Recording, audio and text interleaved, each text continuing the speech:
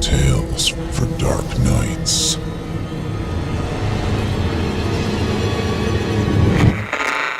Want to make sure you never miss a Chilling Tales for Dark Nights video again? Be sure to subscribe and hit that bell to turn on notifications.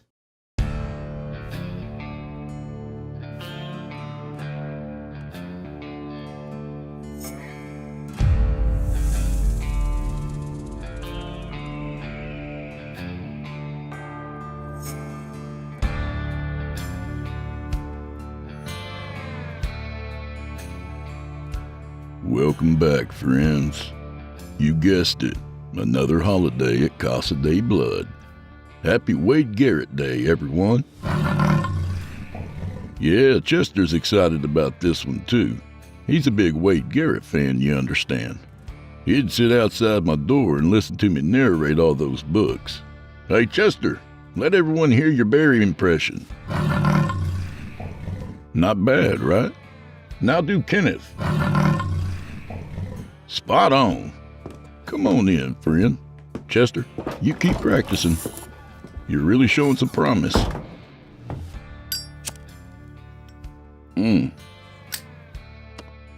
That's better. So, smoke 'em if you've got 'em and drink those glasses to the bottom, friends. 'Cause old Drew Blood has some books to peddle.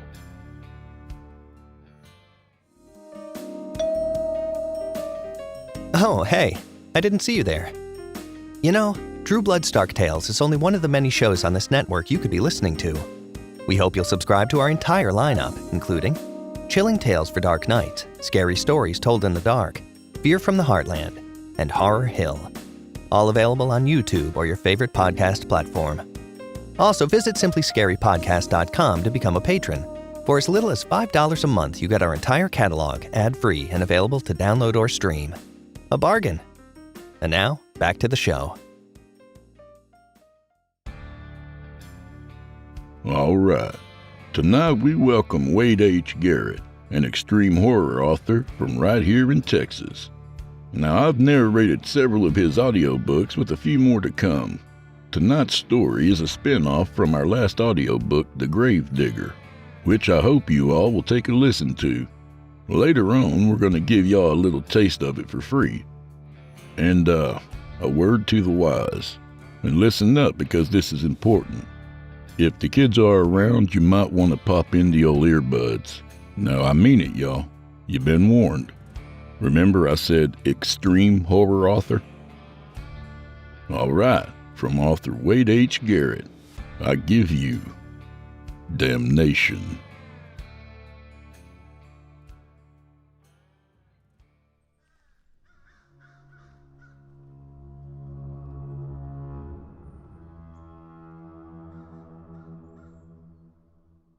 Hoodlums.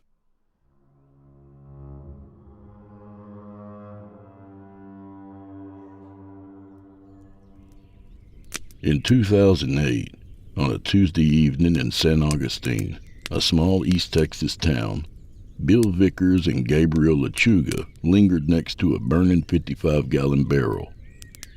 On the ground next to the barrel lay a pile of non-metallic sheathed cable stolen from a construction site. The non-metallic sheathed cable, also known as Romex, contained solid copper wiring and could be sold to a scrapyard for around $4 per pound. The men were thieves and would steal anything of value. The previous night, they snuck into a new home being built and cut the wiring from the walls and ceiling. To fetch a higher price for the copper at a metal recycler, the insulation needed to be removed, so they were tossing the Romex into the burning barrel. Living in a run-down mobile home park, the two men showed no regard for their neighbors as the insulation created toxic smoke that engulfed the surrounding homes. Bill plopped down on the tailgate of his truck, then popped open a can of beer. At 45 years old, Bill had never done an honest day's work. Wearing a grimy yellow t-shirt with an image of a marijuana leaf, faded and tattered camo pants, and worn-out tennis shoes, it appeared he just crawled out from under a rock. He also exhibited the stereotypical appearance of a drug addict: slender frame, rough skin, unkempt and greasy black hair, rotted teeth, and a scraggly beard. A career thief, his primary income came from receiving welfare, food stamps, and Section 8 housing. Hence the dilapidated 1971 mobile home he lived in. To supplement his income, mainly to buy drugs, he broke into vehicles and houses, stealing anything of value. He didn't like thieving copper. It took too much effort, and he didn't care for the physical work aspect of it. Stealing the wiring created a financial burden for the builder. Not only did the builder have to incur the cost of replacing the stolen Romex, which cost about $2,500, but the labor for an electrical contractor to reinstall the ruffian usually cost another $2,500.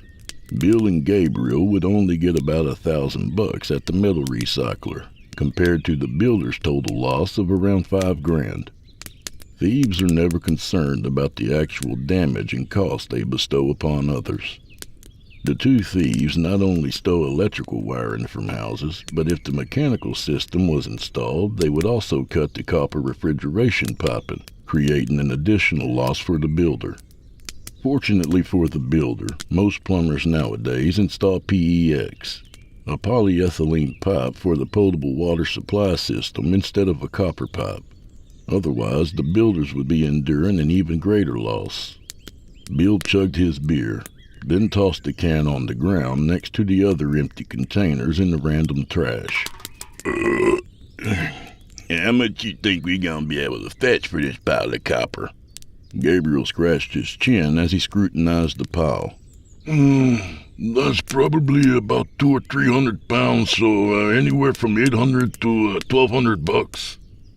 Gabriel, a 35-year-old Hispanic man, sported a stocky physique with a beer gut, bald head, large handlebar mustache, and gang-related tattoos covered his arms and neck. He donned a black t-shirt, blue jean pants, and black combat boots. During his teenage years, he lived in Houston, Texas, where he ran with the gang. Growing up fighting, stealing, vandalizing, and slinging dope, he possessed a violent temperament and exhibited little to no empathy for others. Unbeknownst to Bill, Gabriel harbored a dark secret. 3 years ago, he robbed a bank in Houston, murdering the clerk in the process, so he moved to San Augustine to hide out at his cousin's apartment. A short time after that, Gabriel broke into a house, and during the burglary, he found Emma Hawkins, a 25-year-old school teacher, asleep in her bed. He raped her numerous times over the night, then cut her throat. The authorities never linked a suspect to the crime. Bill opened another can of beer. We need to probably lay off stealing copper for a while until shit simmers down. Gabriel tossed a roll of wire into the barrel, engulfing the air with embers. Why? It's easy pickings. Dude, everyone's pissed about it, and I heard the cops are gonna start hiding out in some of the houses so they can bust whoever's stealing the copper. He pulled a flask from his rear pocket, then plopped down in a lawn chair. Where the hell are you hearing that shit from? That's the word on the street. You mean those crackheads you hang out with? They're not crackheads, and it's also been in the news. In fact, Channel 10 did a story about it yesterday. They even gave a description of my fucking truck. Bullshit. Look it up yourself. Gabriel pulled out his cell phone and searched for Channel 10 News. Sure enough, the story went into detail about copper being stolen from construction sites. A description of a vehicle was also given, an orange late 90s single-cab Ford Ranger, a Confederate flag covering the top of the cab, and the number 01 painted on each door. The article stated the driver was a person of interest. So what? They can't prove shit. If I get pulled over, the cops are gonna ask why my truck was in that subdivision. Just say you're a framer and we're looking for work. But I don't know shit about framing. Then just tell the fuckers you clean up job sites. I've hauled scrap metal before, so that would be a good excuse. Gabriel grumbled as he eyed Bill's truck. I've always told you that damn truck stands out like a sore dick. You need to get something else so this shit doesn't happen again. Not having a pot to piss in, Bill revered his truck and considered it his prized possession. He patted the bed as he sat on the tailgate. This is my whip, boy. I ain't getting rid of it. Being over 25 years old, the truck not only showed its age, but Bill had painted it orange with cans of spray paint, and hand-painted the Confederate flag and the number 01 with latex house paint using a paintbrush. It's a piece of shit. Maybe, but it's my piece of shit, and it's paid for. Bill lit a cigarette. So now what the fuck we gonna do to make extra cash? Not sure, but I'll figure something out. Gabriel started to put up his phone, but an advertisement popped up. Normally he ignored clickbait like everyone else, but this one caught his eye. He clicked on it, opening another news article. Hey man, check this shit out. He handed his phone to Bill. Bill noticed a photo of a graveyard, and shiny flower vases stood at every tombstone. The article stated Cedar Creek Cemetery received a grant for 300 new flower vases to replace the old ones, and the work was completed last weekend. So what? They got new vases. They're fucking made of bronze, and I bet we can fetch 10 to 15 bucks a piece for them at the recycler. Cedar Creek Cemetery was located just a few miles down the road from the mobile home park in one of the oldest cemeteries in Texas, with graves dating back to the early 1800s. Born and raised in San Augustine, Bill grew up hearing countless horror stories and other strange tales about the eerie cemetery and its caretaker, an old man named Ben Hamilton, and not once has he ever stepped foot on the sacred ground. Fuck that. I'm not messing around with that graveyard. Gabriel sometimes mixed Spanish with English. Don't tell me your ass is miedo a los fantasmas. You know I only know Spanish curse words. Are you scared of ghosts? Well, I don't believe in that shit. And that's not it, so just drop it. Gabriel lit a cigarette, then slouched in his chair. You need to man up and stop acting like a pinche perra. I'm not a fucking bitch. That graveyard is evil, and the old man is some kind of demon or something, and he lures people there so he can punish them for their sins. What old man? Bill Hamilton. He's the gravedigger. First off, demons, the devil, and other shit like that are just made up to keep people in line by the government. And what the fuck are you talking about he lures people there? What I understand is Ben can't leave the graveyard, so he finds a way to trick people into coming there. A troubled expression came over him as he sat forward in his chair. Like that news article about the bronze vases that popped up on your phone. He's trying to lure us there because he knows what we've been doing. That's a bunch of nonsense, and I'm surprised you believe in that silly shit. Haven't you ever heard the stories about the gravedigger? No, man. I don't pay any attention to fairy tales. That's for kids. And we're gonna get those fucking vases, so stop being a puto. Dude, I'm not stepping foot in that graveyard. Gabriel's eyes narrowed in anger as he glared at Bill. Fuck if you're not. Even if I have to drag your ass there, you're going. Bill feared Gabriel more than Ben Hamilton and the folklore that surrounded the cemetery. And in the back of his head, he figured the stories were just old wives' tales anyway. If something happens to me, it's gonna be your fault. Gabriel snickered. I can live with that. The graveyard. The following Friday, around midnight, the two thieves were parked on the side of the road in front of Cedar Creek Cemetery. The moon illuminated the night just enough for Bill to see the old wrought iron fence that ran along the front of the graveyard. Stone walls sat on each side of the main entrance, and on top of them sat a large wrought iron arch. Below the arch hung a sign that read Cedar Creek Cemetery. A feeling of anxiety came over Bill when he noticed the wrought iron gates were closed with a sign that read "No access to cemetery between 10 p.m. and 6 a.m. Trespassers will be prosecuted." This place is locked up tighter than a drum. Maybe we should turn around. That's why I brought the bolt cutters. I think this is a bad idea, man. Gabriel pulled a revolver from his waistband. Don't worry. If I see any monsters or goblins, I'll pop a cap in their ass. I never said anything about monsters and goblins. I was just trying to tell you what I heard about the old gravedigger. If I see that fucker, I'll pop a cap in his ass too. His stomach knotted up, knowing if Gabriel killed the old man, he had been accomplice to murder. You can't do that, dude. If we see him, we just need to run. I ain't running from no one. Gabriel pointed to a wooded area across the road. Go hide this pedazo de mierda behind those trees. It's not a piece of shit. Bill despised Gabriel's demeaning and abusive personality, but being a follower, he always tucked his tail and took the mistreatment. After Bill parked his truck behind some brush, Gabriel handed him a small .22 caliber Derringer.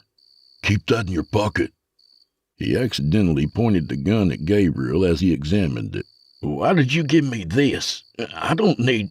Gabriel shoved Bill's hand to the side, pointing the barrel away from himself. Watch where you're pointing it, pendejo. It's loaded. Oh, sorry, man. There's no safety, and you have to keep it half-cocked in case it's dropped. If you need to fire it, just pull the hammer back the rest of the way, then pull the trigger. Okay. And why do I need this? In case shit goes south.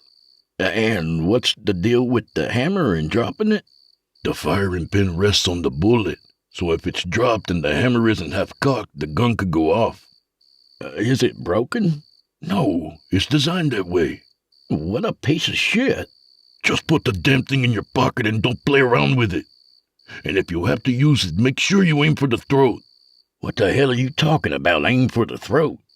If you have to use that on someone, try to shoot them in the throat since it's just a .22. Who in the hell am I going to be shooting at in a cemetery? Just keep it in your pocket. If you need it, you got it. Gabriel checked his flashlight to make sure it worked. Are the batteries in your flashlight good? Bill flipped his light on and off. Yep. Gabriel grabbed 4 duffel bags from behind the seat, then tossed 2 of them to Bill. Let's get this shit done. When they approached the double gates, Gabriel noticed the chain and padlock were laying on the ground. You lying motherfucker. You said this shit was locked up tighter than a drum. It's fucking dark. It looked like it was locked from the truck. Gabriel tossed his bolt cutters into one of the bags. You're such a mierda de pollo. I don't even know why I keep you around. I'm not fucking chicken shit, and I don't know why I keep putting up with your crap. Don't start whining. When they slipped through the gates, an eerie feeling came over Bill. On the outside of the walls, the moonlight illuminated the night, but the inside held a mysterious darkness. The temperature felt cooler, and the smell of death lingered in the air. This doesn't feel right. We need to get the fuck out of here. Stop being a pussy, and let's get this shit done. Bill was at his limit with Gabriel's mouthiness. Man, you don't have to be such a... Such a what? Nothing. If you got something to say, say it. You don't have to be so rude. Don't get your panties in a wad.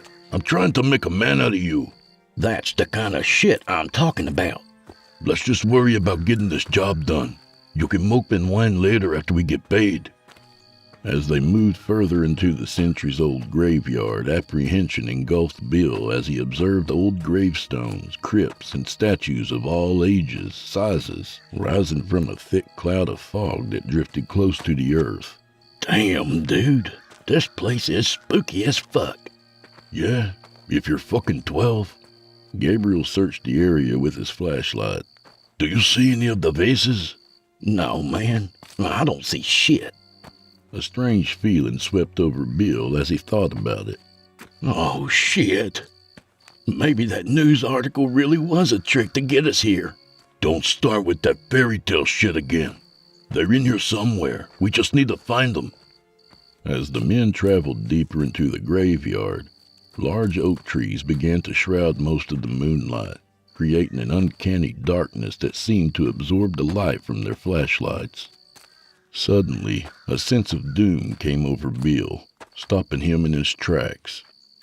Frightened, he quickly searched the area around them. When his light struck an old column-topped tombstone, a chill ran down his spine. The grave felt oddly familiar, but this was his first time stepping foot in the cemetery. When he glimpsed the name on the tombstone, his heart seemed to stop. Gabriel shined his light at Bill as he stood dumbfounded. "What are you doing? Stop fucking around and keep moving." When Bill didn't respond, he trudged over to him. "What's wrong with you?" Bill's hand shook with fear as he pointed to the tombstone. I told you this was a mistake coming here. Now we're both doomed. "What the hell are you talking about?" That's my grave. "What?" Gabriel shined his light on the old tombstone, observing the name William Clyde Vickers. "He's got the same last name, so what?" William Clyde Vickers is my full name. "I'm sure there's a bunch of fuckers with that same name." He gazed at Gabriel with a look of apprehension. June 22nd, 1963. "What?" That's my birth date. "And?" It's the same date on the tombstone. "Bullshit. You're just saying that to fuck with me." I'm serious, dude. I'll show you my license. And look at the date of death. Gabriel scrutinized the tombstone for a moment, observing today's date was inscribed as the date of death. Well, I guess you're fucked then. It's not funny. We need to get the hell out of here before it's too late. Dude, chill the fuck out. It's just a coincidence. He illuminated the tombstone, noting its age. The tombstone is like 100 years old. Some jackass must have made a mistake and wrote 1963 instead of 1863. No, man. There's some evil shit going on, and I'm getting the fuck out of here. We ain't leaving without those vases, and I'm not telling you again. He motioned with his flashlight. Get your ass moving. Bill wanted to flee the cemetery, but his fear of Gabriel kept him trekking forward. About 300 feet further into the graveyard, they came upon an area with hundreds of shiny bronze flower vases that rose from the fog. Gabriel gazed with wide eyes as he grinned wickedly. Damn, muchacho, we hit the Premio Maximo.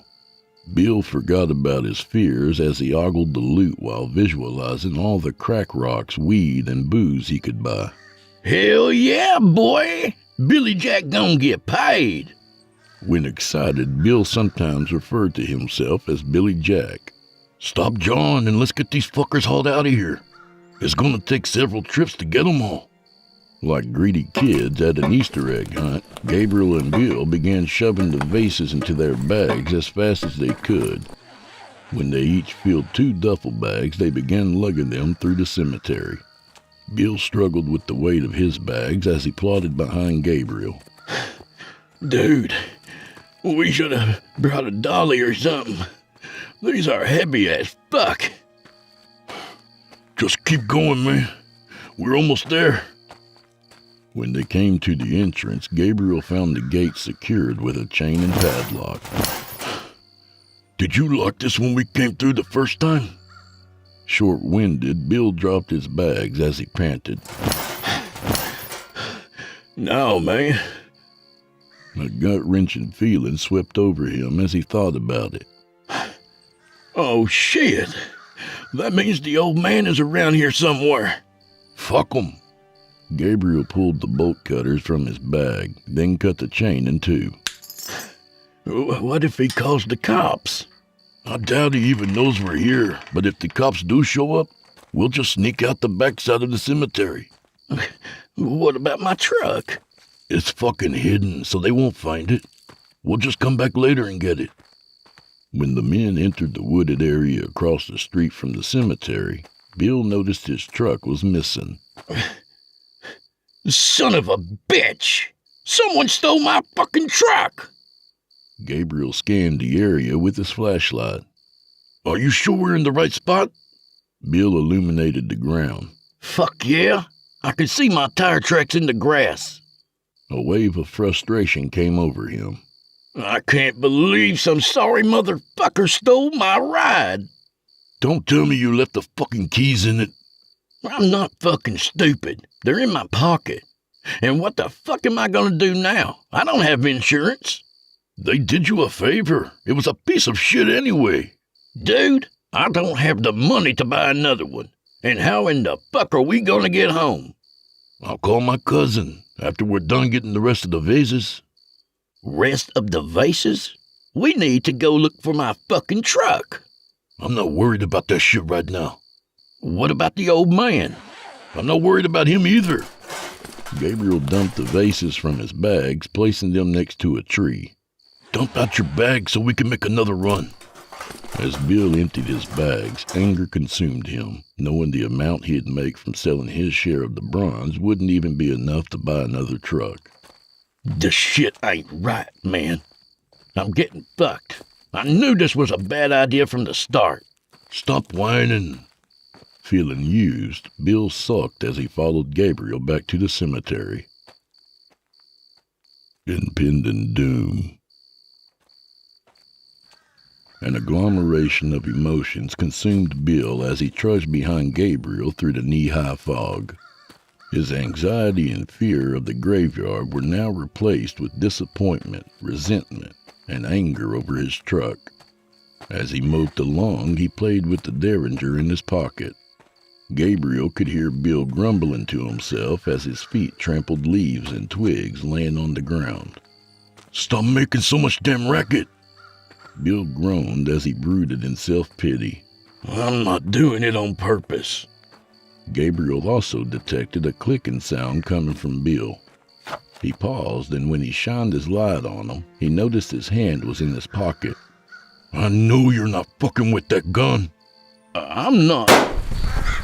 Suddenly, a loud pop echoed out. Then a cloud of smoke emerged from the side of his pants.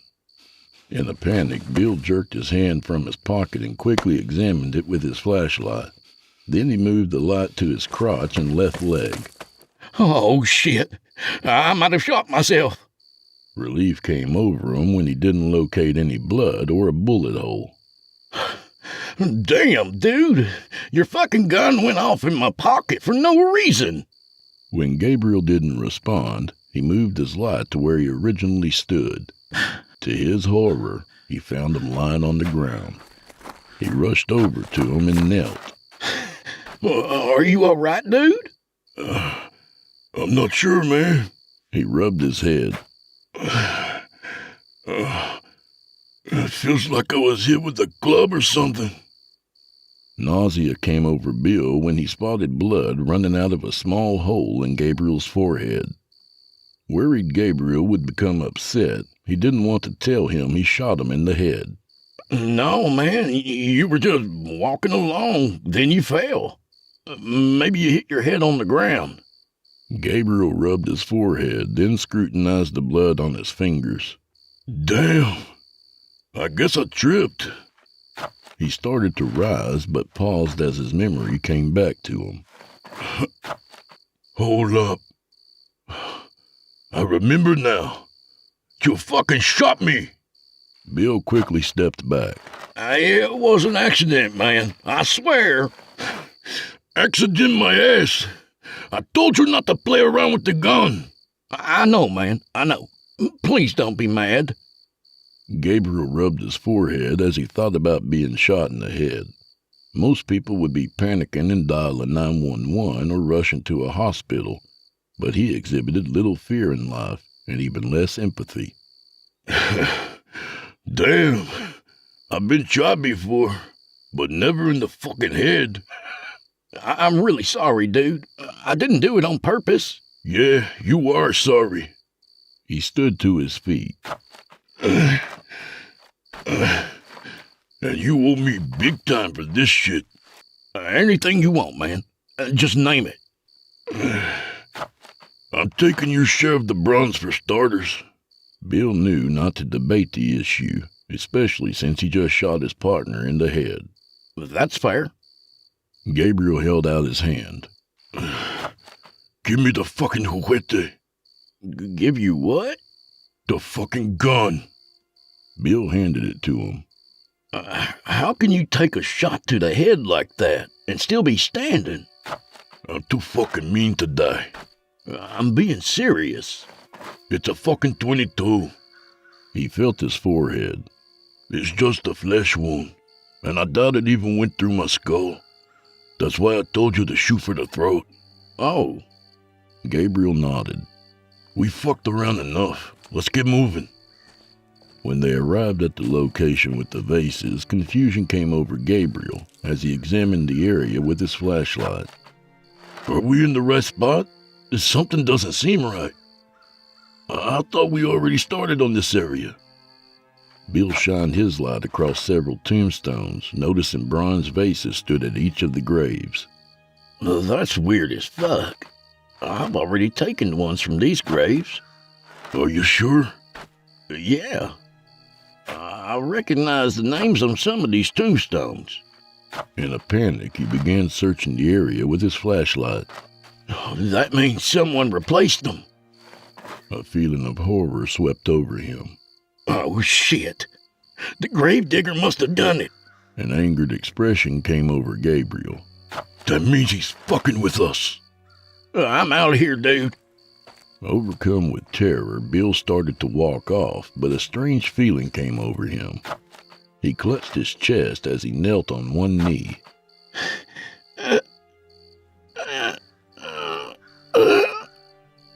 Something's wrong. I'm feeling dizzy and my chest is hurting. You're probably just having one of your damn panic attacks. Bill didn't respond as he fell onto his face. Gabriel grabbed Bill by the hair and jerked his head back, then observed his eyes were rolled back into their sockets. When he noticed he wasn't breathing, he let his head plop back to the ground, then stood up as he grumbled. Damn! Motherfucker fell over dead. He looked around, then grabbed Bill by one of his legs and began dragging him toward a group of bushes to conceal his body. Suddenly, Bill awoke and let out a loud gasp, then sat up with wide eyes. What the fuck? Why am I on the ground? Gabriel released his leg and chuckled. I thought your ass had died. What do you mean? You grabbed your chest and then fell to the ground. I gave you CPR, but you didn't respond. Bill wiped his mouth. Seriously? You had to give me mouth to mouth? Yeah, man. You do the same for me. Bill stood up and began brushing himself off. Where in the hell were you dragging me to? To the entrance so I could have an ambulance pick you up. That was weird as fuck. I hope I didn't have a heart attack or something. I'm sure you're fine. Just try not to get yourself so worked up so much. Gabriel retrieved the 2 duffel bags Bill dropped and tossed them to him. Let's get these vases packed up so we can get the fuck out of here. Are you serious? You still want to take them after the shit that's happened to us? I came here to get paid, and I'm not leaving without them. Dude, you got shot in the head, and I think I had a heart attack. That's a bad sign. We need to heed the warning and get out of here before we're not so lucky. Just fill up your damn bags. We'll be done in no time. As Gabriel began bagging up the vases, Bill caressed his chest. Dude, I can't feel my heartbeat. I think there's something wrong with my heart. Stop fucking around and get your bags loaded. We can take your ass to the ER when we're done. As Bill headed over to a tombstone to retrieve a vase, the ground slightly gave way, making a crumpling sound. Thinking he stepped on a grave, collapsing a rotted casket, he moved his light to his feet. His eyes opened wide with disbelief. What the fuck? He began raking at the ground with his foot. Gabriel stomped over to him. Now what the fuck are you doing? It's my fucking truck. Someone buried it. At the bottom of the fog and slightly buried under the dirt, Gabriel noticed there was a Confederate flag painted on a piece of sheet metal. Then he examined the earth around it. The ground hasn't been disturbed, so it can't be your truck. Yes, it is. I recognize my paint job. You just had a mental episode, and now your mind is just playing tricks on you. No, it's not. Bill fell to his knees and began hand digging around the edges until he exposed some glass. Here's the fucking windshield. Bewildered, Gabriel stood dumbfounded as he eyed the top of the truck. How was that possible? I told you this place is evil, dude. We should have never come here. He glanced up from the ground. Are you gonna help me get it out? Now sensing a supernatural presence loomed over him, Gabriel shook his head as he exhibited a troubled expression. No, man. I'm getting the fuck out of here. I need your help, man. There's no way we can dig that shit out with just our hands. I'm not leaving my truck behind. When Bill uncovered the top of his driver's side window, spiders came crawling out of his truck. Gabriel took several steps backwards. Oh, hell no. I can't stand fucking spiders. Seriously, dude? You're scared of spiders? I ain't scared of nothing. Then help me get my truck out. Your ass can stay here all night fucking with it, but I'm leaving. Bill rose to his feet. I'm not staying here by myself. I guess I'll have to come back here in the morning with a shovel. Inundated with apprehension, the two men remained quiet as they quickly trekked through the graveyard. When they made it to the entrance, Gabriel found the gates were secured with a large diameter chain. Someone locked the gate again. Hurry up and cut that shit. I want to get the fuck out of here. Gabriel tried to cut the chain with the bolt cutters, but the diameter of the links were too large to fit inside its jaws. Damn it! This is a larger chain and I can't cut it. As he searched for the padlock, uncertainty came over him. What the fuck? What's wrong? There's no lock on the chain. Is it tied together with wire or something? No, it's fucking continuous. What do you mean? The chain doesn't have any breaks in it. Bill shined his light on the chain. Is it welded together? I don't see any welds. Well, how is that possible? I don't know, man. Something strange is going on. Now do you believe me that this place is evil? I don't know what to think. Bill scanned the top of the gates with his flashlight, then examined the top of the wrought iron fence and stone walls. The fence is too tall to climb.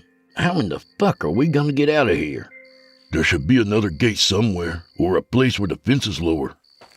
As they walked along the inside perimeter, searching for a way to escape, Bill spotted a faint light coming from the middle of the graveyard. Hold up, man. I see someone. Turn off your light. Gabriel quickly shut off his flashlight, then squatted down as he observed two lights in the distance. It looks like there's two people. He noticed the lights seemed to be getting closer. Shit! They're heading our direction. He pulled his revolver from his waistband. Hide so they don't see us. As the men hunkered down in the fog behind a large tombstone, Bill detected the sound of an engine. I think it's a vehicle. Gabriel peeked around the corner of the tombstone. It sure in the fuck is. Do you think it's the cops? The old man might have called them. I don't think so. They would be using a spotlight to look for us, and it's too small to be a cop car. As the vehicle crept along a gravel road a short distance away, Bill began to hear the old song, "I'll Never Get Out of This World Alive" by Hank Williams. Do you hear that creepy shit they're playing? Yeah, must be some fucking rednecks. Do you think there's more than one person? How in the fuck would I know? But once they start heading away from us, we're gonna haul ass the other way. Normally, Bill's heart would be pounding from his adrenaline rush, but he couldn't even detect a heartbeat. Something's wrong, man. I still can't feel my heart. will you put your ear on my chest and see if you can hear my heartbeat? I'm not doing that shit, you maricon. I'm not a faggot. I'm just worried there's something wrong with me. Dude, you're fine. Just try to stay calm. As the vehicle passed by them just a few yards away, Bill noticed a white-colored 01 painted on an orange door. Dude, it's my fucking truck. Enraged, he forgot about his heart as he rose to his feet and shouted, Hey, that's my... Gabriel jerked him back to the ground. Shut the fuck up, pendejo, and stay down. But they're taking my ride. A feeling of an impending doom lingered over Gabriel. Let them have it. I just want to get the fuck out of here. I can't believe they buried my truck, then dug it back up. That doesn't make any sense. I'm not sure what the fuck is going on, but there's definitely some strange shit happening tonight. As the taillights disappeared into the darkness, Gabriel scrambled to his feet. Let's roll. As they trotted in the opposite direction, a sense of dread swept over Bill. My heart should be beating fast since I'm running, but I can't even feel it. Gabriel didn't detect his heartbeat either, creating an uncanny feeling. We can't worry about that right now. Let's just find a way out of here. Then I'll have my cousin take us to the hospital. Are you feeling strange too? Being a stubborn person, he didn't want to admit that something was wrong, or that he was frightened. I'm good, dude. Just taking you there so you can get checked out. A short distance later, Gabriel slowed to a walk. Do you hear that? Yeah, it's faint, but it sounds like someone screaming. Where's it coming from? I'm not sure. A couple of steps further, Bill stopped in his tracks. Hold up. I think it's coming from underground. Gabriel could feel the sound resonating on the bottom of his feet. What the hell? There must be an underground structure. That's creepy as fuck. But why would they be screaming? I don't know, man. He dropped to his knees, and when he stuck an ear to the ground, he could hear the screams of numerous people. Oh, shit. It's a bunch of people screaming. Then, to his horror, he heard his name being called out. He scrambled to his feet. I'm getting the fuck out of here.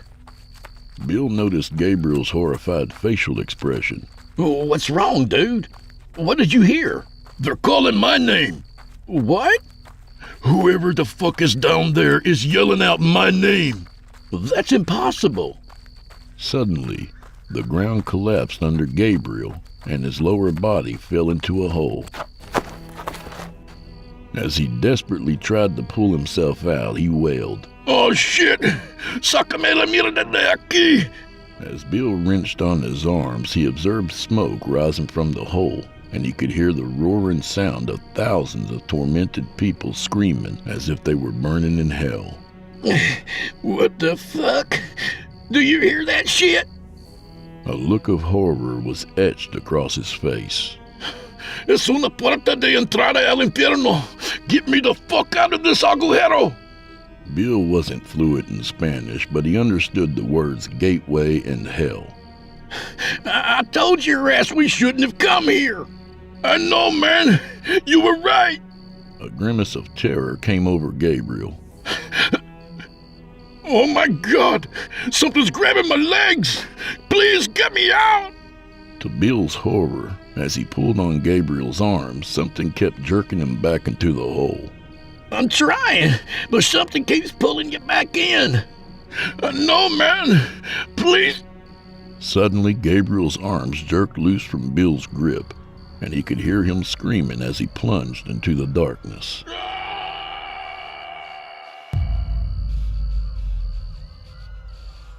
As he stood petrified, gazing down into the hole, he watched Gabriel's flashlight tumble through the darkness, getting fainter as it descended deeper into a dark abyss. A smoky abyss filled with the sounds of people screaming in agony. When he turned to run, something struck him in the head.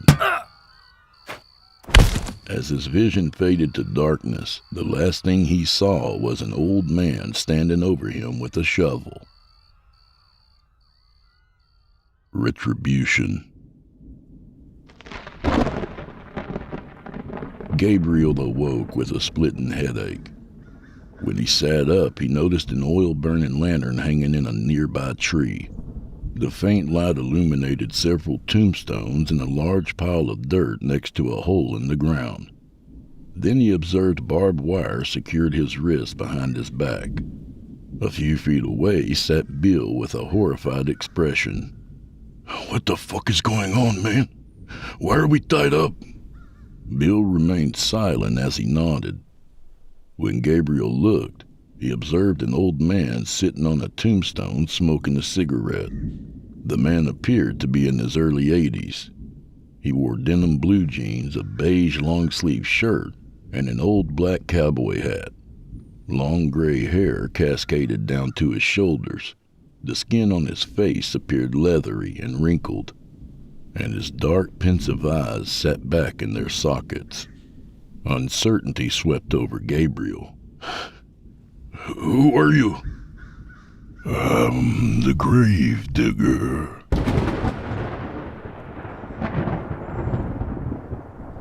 Why am I tied up? Because the hour of retribution is upon you. I don't know what the fuck that means, cabron, but you better let me go before you get hurt. The old man sauntered over to him with a scythe. The tool incorporated a long S-shaped handle made of wood, 2 offset handles, and a long curved steel blade. Your days of terrorizing folks are over. Gabriel scrutinized the tool. Go easy, vato. You can have the vases. They're just outside the gate next to a tree. I couldn't care less about the vases. They were just a way to get you and your buddy here. A grimace of terror came over Bill. Are you Ben Hamilton? You already know the answer to that. Bill peered at Gabriel. I told you we were being lured here. Now you have condemned us to hell. This dude is just some old senile fucker who likes to play juegos. You keep telling yourself that, asshole. Bill redirected his attention to Ben. What are you going to do to us, sir? He nodded toward Gabriel. His soul will suffer an eternity for being a rapist and murderer. As for you, you'll pay for your transgressions in a more suitable manner. What does that mean? Are you going to call the cops or something? No, we have a different type of justice around here. He scrutinized the scythe. Are you going to kill us? I can't kill what is already dead.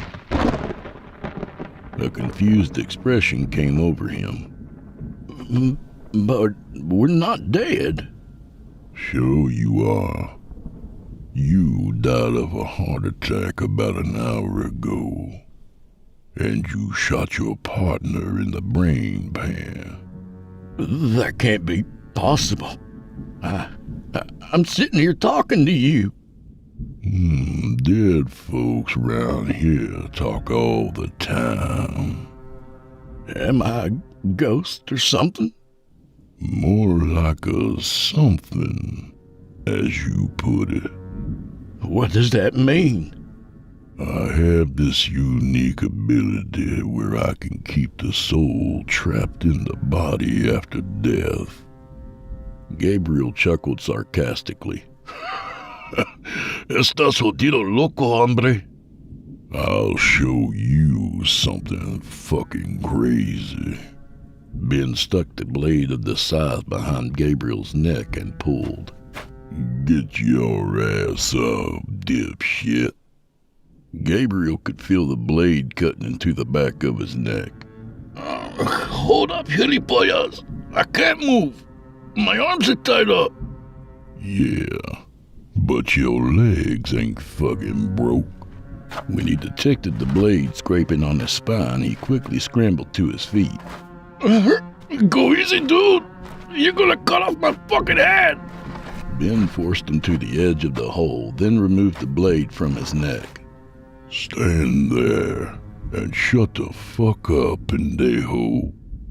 He retrieved the lantern hanging from the tree and held it over the hole, illuminating a dark-stained coffin sitting at the bottom.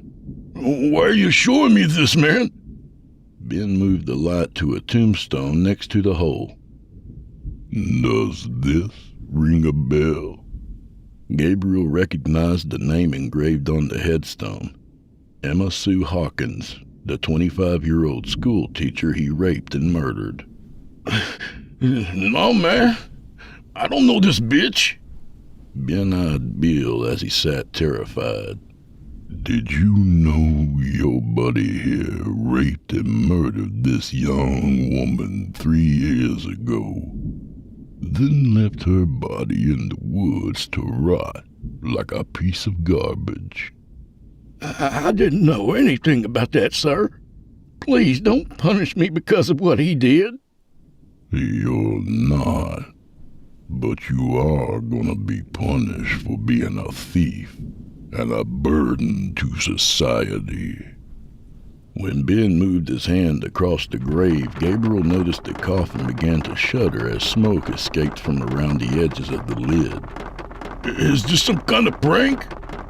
A moment later, the lid swung open, revealing Emma's decayed corpse lying in the coffin. Gabriel noticed she wore a black dress with long sleeves. Her gaunt face exhibited patches of rotted skin, and he could see her long fingernails as her hands crisscrossed on her chest. When he observed the stitched gash running across her neck where he had slit her throat, his face contorted into a mask of horror. Why in the fuck are you showing me this? It's your eternal damnation. Suddenly, Emma's eyes popped open wide.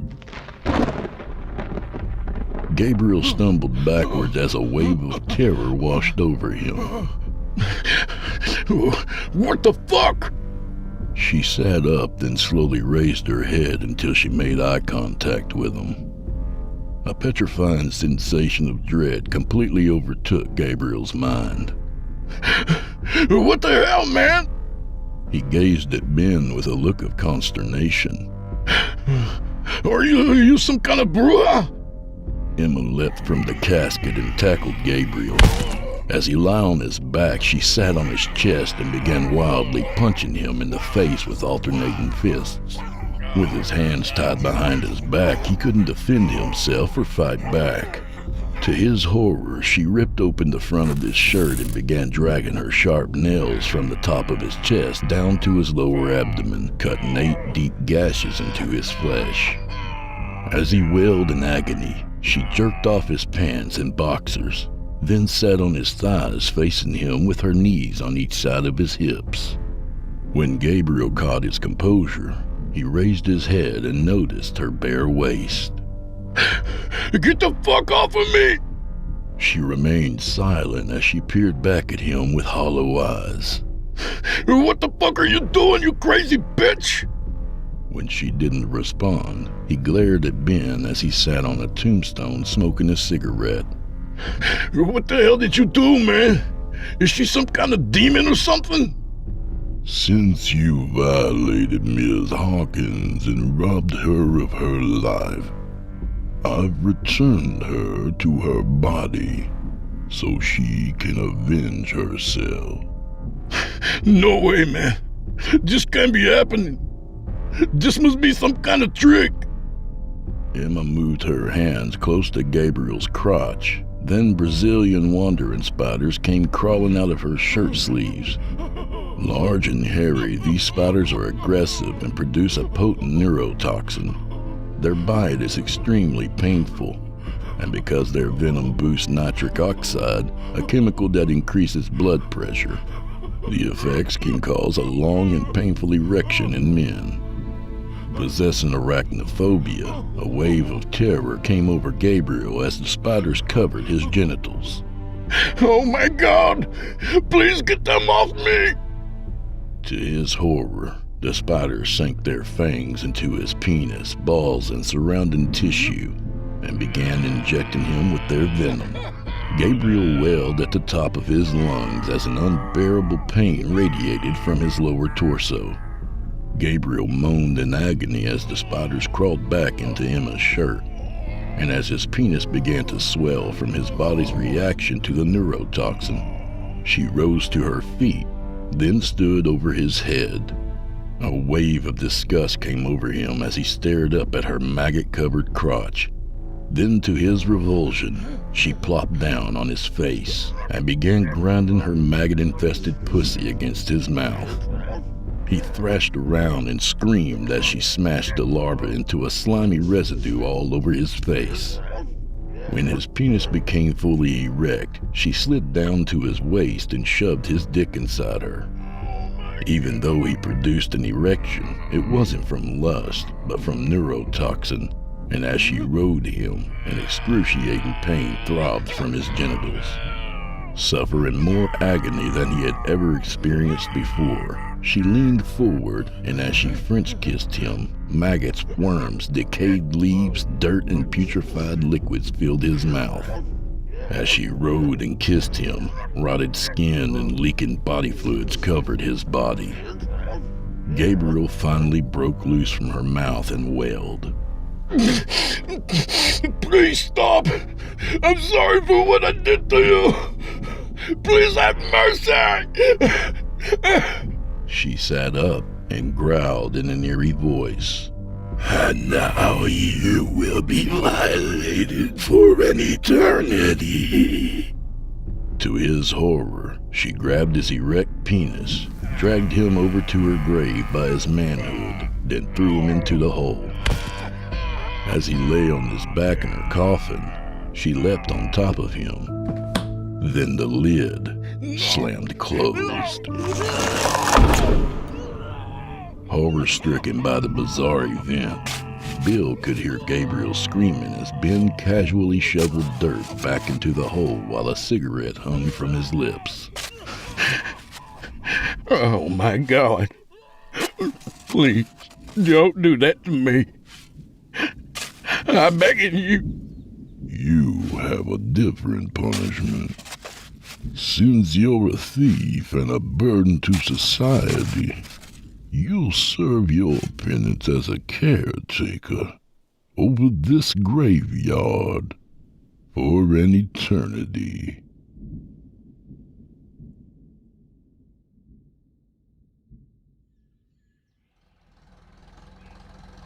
The next morning, Ben used an old tractor with a front end loader and placed a large bronze statue of a guardian angel in the center of the property. Having molten bronze poured onto his body, disintegrating his outer flesh, Bill couldn't fathom how he was still alive as he gazed through the eyes of the statue, suffering in complete agony. The thought of suffering for an eternity in a bronze tomb horrified him.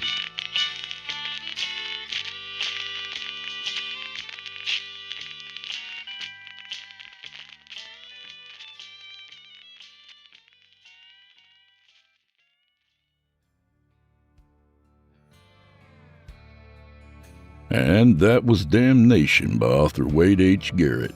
A good reminder that if you ain't for scraps in life, that's the best you're gonna get.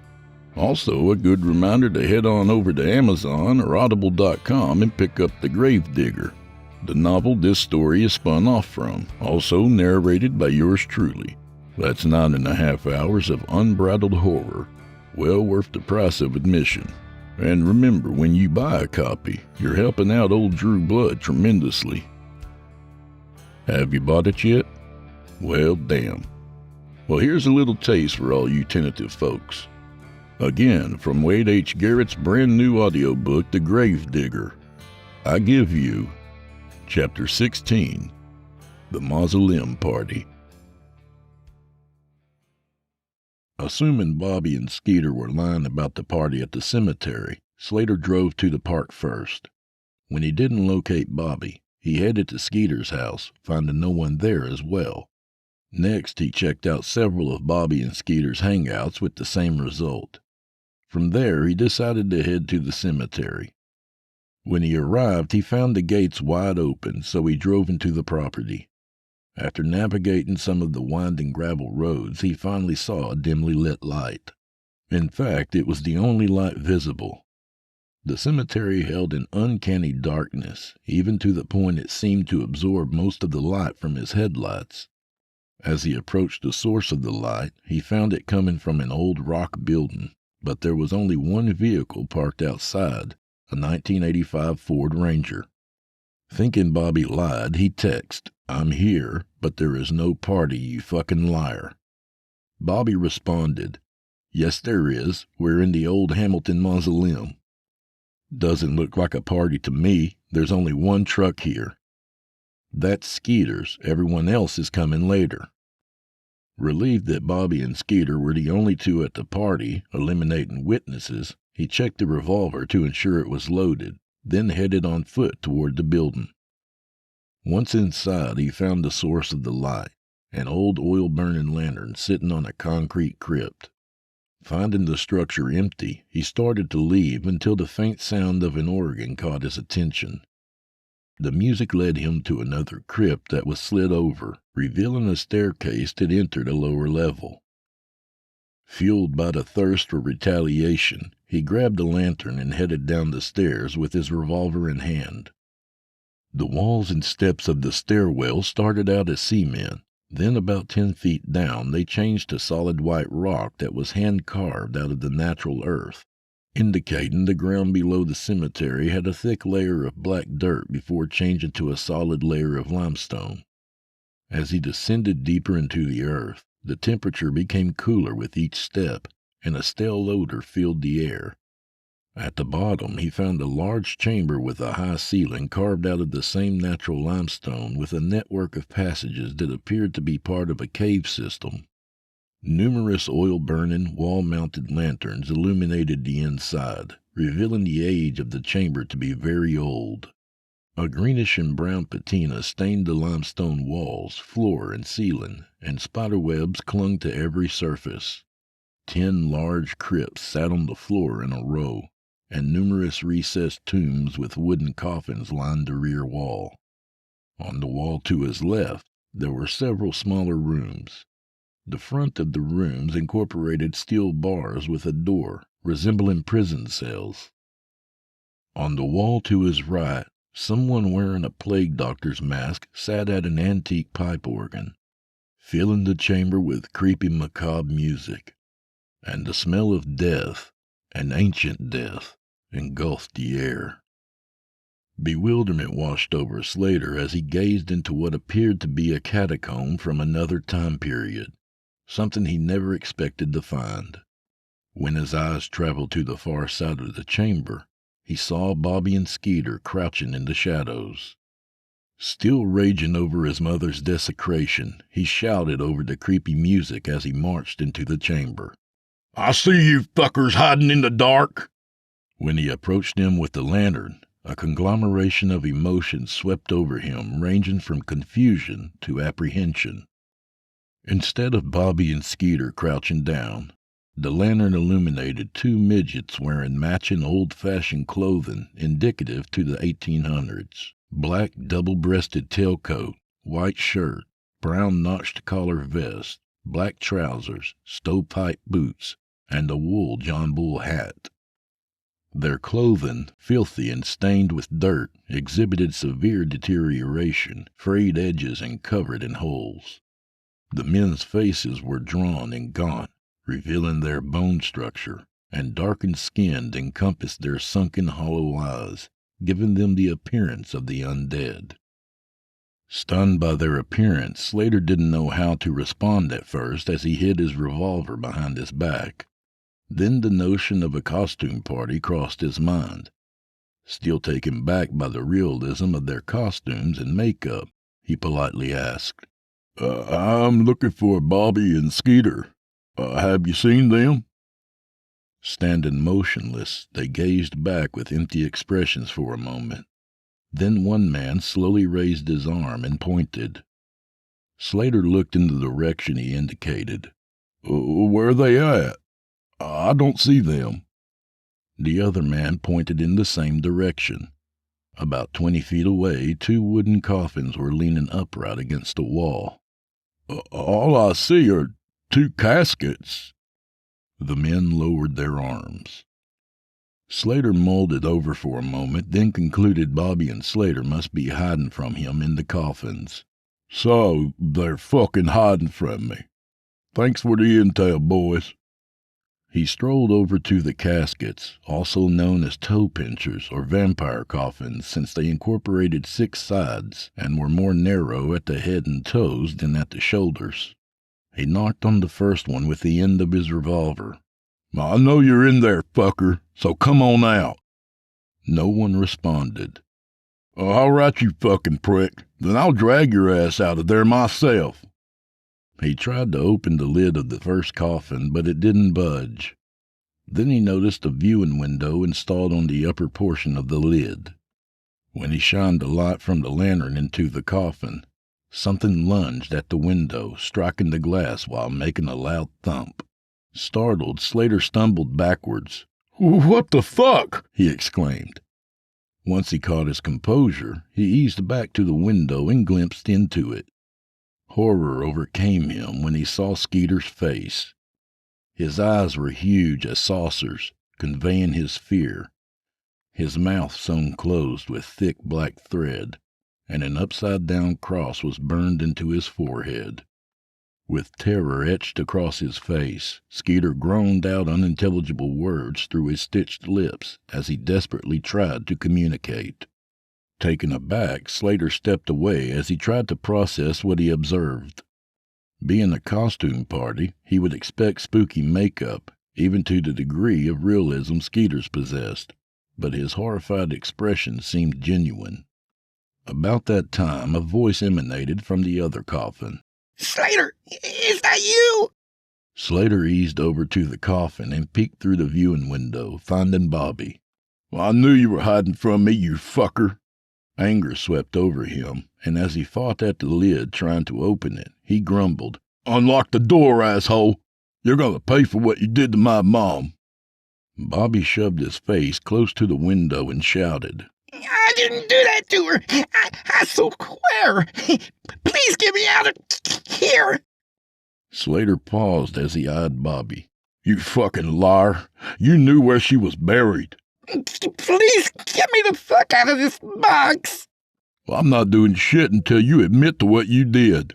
"They made me lie to get you here. And they're the ones that did that to your mom." "Who are you talking about?" "Those fucking midgets. They're not human." "What the fuck are you talking about?"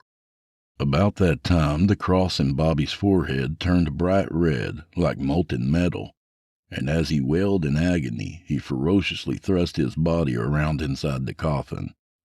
A moment later, Skeeter began violently flopping around inside his coffin. Consumed with terror, Slater stepped back as he realized something was dreadfully wrong. Focusing only on his quest for vengeance, he never considered Bobby and Skeeter were luring him into a trap. Now recognizing he made a grave mistake, and the desecration of his mother's body was to simply bait him to the cemetery, he ran for the exit. To his horror, he found the 2 midgets blocking the bottom of the staircase, so he sprinted to one of the cave passageways. A short way down, he came upon numerous caskets stacked off to the side of the corridor. The caskets were of every type imaginable, from wood to steel, extremely old to almost new, ornamental to plain, from toe pinchers to modern style. Some were extremely decayed, rusted, and corroded, while others were shiny and pristine. Most of the lids were open, revealing its cadaver. The bodies were in all different stages of decomposition, from looking just a few days old to a rotted pile of flesh, and in some cases only a skeletal frame remained. Each of the corpses had an upside-down cross burned into its forehead identical to the ones Bobby and Skeeter possessed, and their eyes were missing, leaving deep, shadowy cavities. As Slater ran past a group of caskets, he came upon a large number of nude corpses and body parts stacked along the floor against the walls. Their skin looked preserved, like wax figures. As he moved along, he observed complete bodies, torsos without limbs or heads, severed arms and legs, and decapitated heads grouped in individual piles. Some of the corpses showed signs of mutilation and torture, while others had grotesque body modifications, including its eyes and mouths stitched closed. Several corpses were hanging upside down on large wooden crosses that leaned against the wall, and numerous steel cages and medieval-style torture contraptions lined the floor with its entrapped victims. There were corpses that incorporated different skin-colored extremities harvested from multiple races, and they were attached with thick black thread or rusted wire. There were even corpses sewn to one another, and at their stitches the skin ravaged and torn, indicating they were alive when joined together. Same as the cadavers in the caskets, each of the corpses incorporated an upside-down cross on its forehead, and their eyes were missing.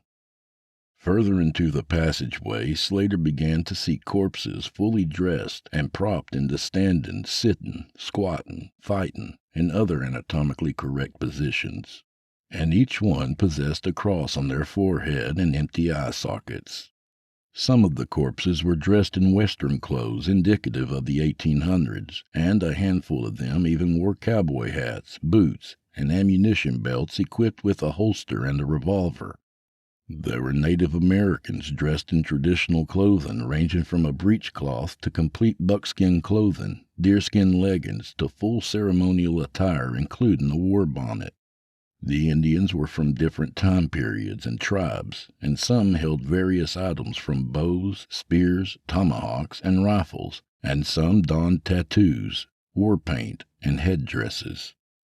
Next, Slater saw a large group of corpses wearing old prison uniforms with the name of the prison and inmate numbers still printed on the fabric.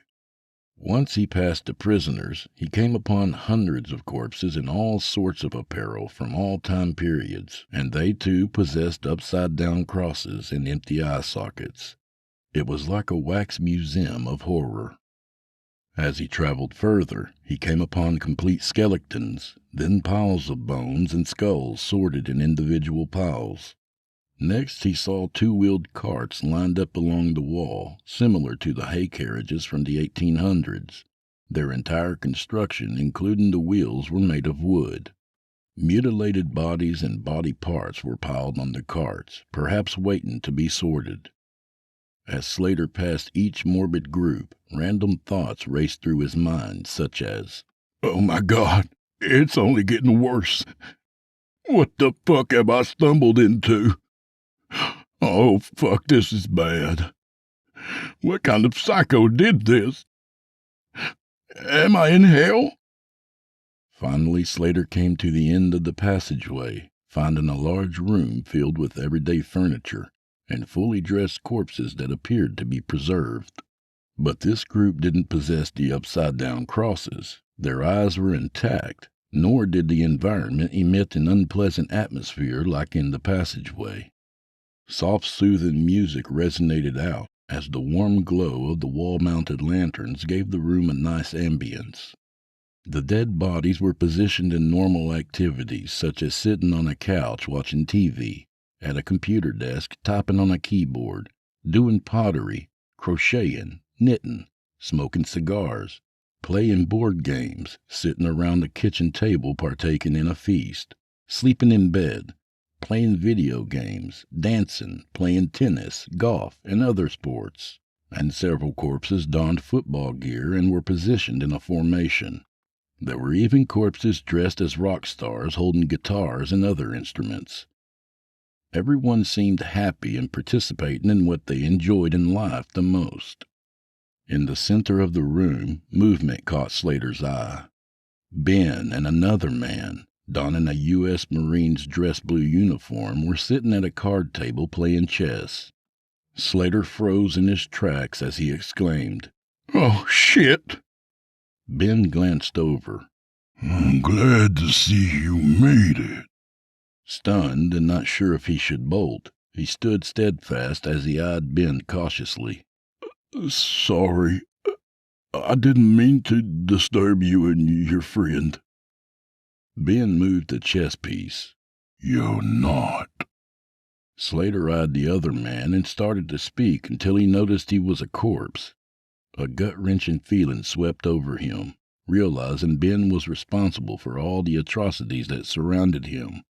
"In fact, I've been waiting for you." Horrified, Slater could barely speak. "Who are you?" "I'm the grave digger."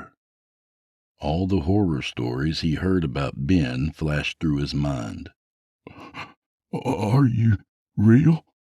"No, you're talking to a ghost, dumbass." Ignoring Ben's sarcastic reply and pondering on the horrific sight he passed in the passageway, he muttered, "Are you going to kill me?" "What do you think I should do with you?" Slater wanted to run, but his legs were frozen with fear. "What do you mean?" "Don't play dumb with me, boy. You know why you're here." "I have no idea what you're talking about."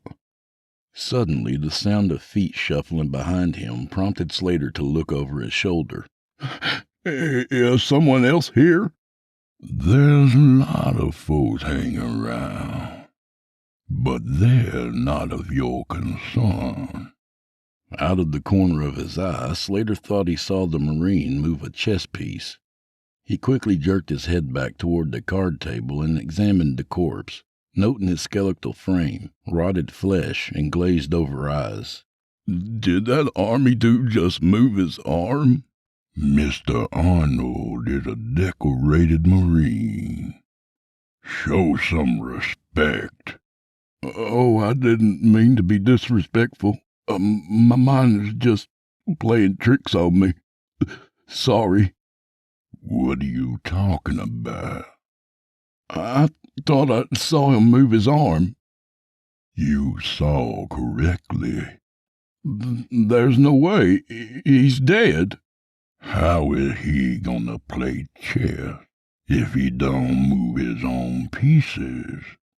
Slater stood dumbfounded for a moment. "You're just screwing with me." "If you say so."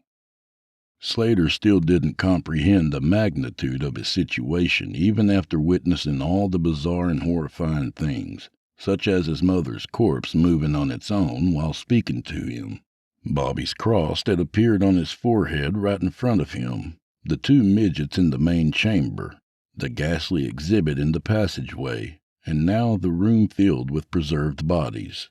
His mind couldn't fathom this was the work of something supernatural. For him, there must be a simple explanation for it all.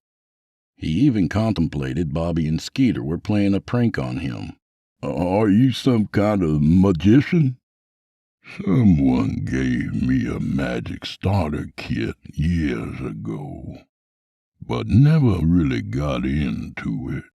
"Well, this is a pretty elaborate show you're putting on, so I wouldn't say you never got into it.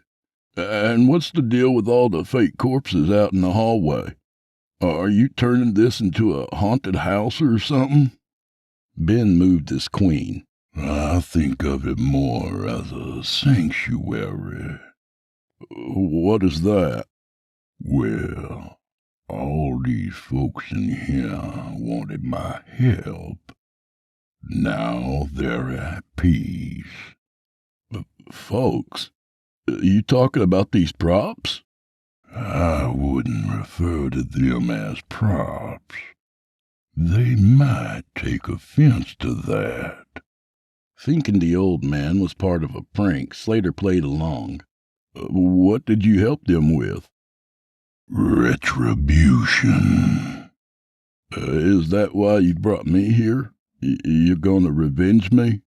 You're on the other end of the spectrum, and will be joining the ones in the passageway. What the fuck does that mean? You find out in due time. Thinking Ben was trying to scare him, Slater grinned. You sure went all out on this prank. If you say so. Suddenly, the Marine moved the chess piece as a ghostly voice echoed out. Checkmate.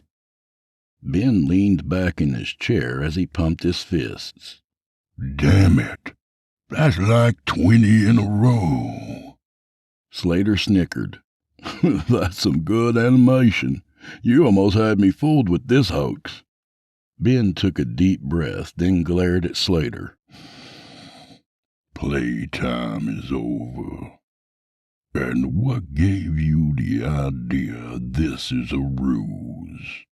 I'm not an idiot. It's obvious Bobby and Skeeter put you up to this. Slater eyed the Marine. And look, you can tell the Army dude is fake as shit. You didn't even do a good job making him. I told you to show some damn respect, boy. Now behaving in a cocky manner, Slater approached the Marine after setting the lantern on the card table. I'm not falling for your trickery. When he clutched the corpse's head, it snapped off at its neck. Ben's eyes narrowed. You dumbass. Look what you did to Mr. Arnold. Slater's arrogant facial expression morphed into confusion when he realized the head appeared to be authentic. Oh, shit. Ben rose from his chair. Oh, shit is right, boy. And you are gonna pay for that. Suddenly, the head opened its mouth and wailed out an ear-piercing scream. Horrified, Slater threw the head at Ben, grabbed the lantern, then sprinted out of the room. Now realizing it wasn't a hoax, but a supernatural realm he never knew existed, a petrifying sensation of terror completely overtook him as he raced down the passageway. As he passed the corpses, body parts, skeletons, and caskets, the gravity of his situation sank in. Knowing if he got caught, his fate would be doomed. When he approached the two coffins containing Bobby and Skeeter, the hair on his neck rose as ear-piercing screams roared out, a sound you'd only expect to hear emanating from hell itself. Eyeing the exit, he saw the two midgets still standing guard at the bottom of the staircase. Without missing a step, he threw the lantern at the two men, engulfing them in flames. The distraction worked as he sprinted past them and headed up the stairs. And that was just a little taste of The Gravedigger. If you want to hear what happens next, you know what to do. I won't spoil it for you, but like it's been said for eons, once the midgets catch on fire, things tend to go downhill fast. A little about our featured author. Wade H. Garrett is an American novelist specializing in the extreme horror genre, and he primarily writes about vigilante justice. He was born and raised in Texas, giggity, and currently resides in Hamilton, Texas. Wade uses extreme violence and the most abhorrent and disturbing combination of visceral words to get his point across. He pushes the boundaries of human torment and suffering, and his book should only be read by the seasoned extreme horror reader. Thank you, Wade. Appreciate it, bud. And do old Drew Blood a favor, would you? Subscribe to his podcast wherever you do your listening and leave him a 5-star review and a kind word, even if you're listening on YouTube. He needs soldiers on all fronts to win this battle, and he appreciates it. To hear a premium ad-free edition of tonight's and all the other episodes, visit simplyscarypodcast.com today and click Patrons in the upper menu.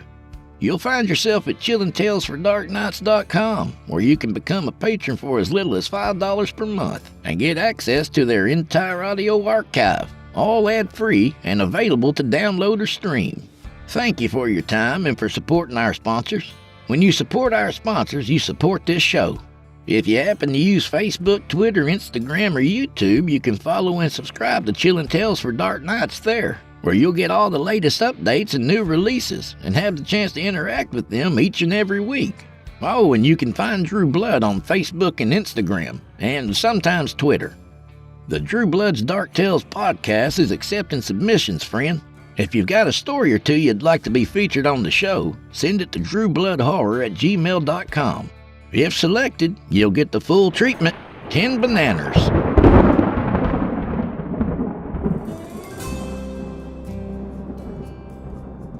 Well, I'm afraid this is where we part ways, at least till next week.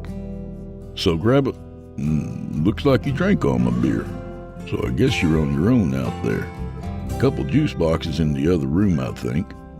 I'd like to say hi to a few more listeners of the show. So, the mutual friend, David Ruffin, and Aesop's Inspiration. Thanks for all the comments, y'all. I really appreciate them. So, to the mutual friend, David Ruffin, and Aesop's Inspiration. May the wind be at your back, and may the road rise up to meet you. Stay out of the graveyard until you really need to be there. And until next week, go fuck yourselves.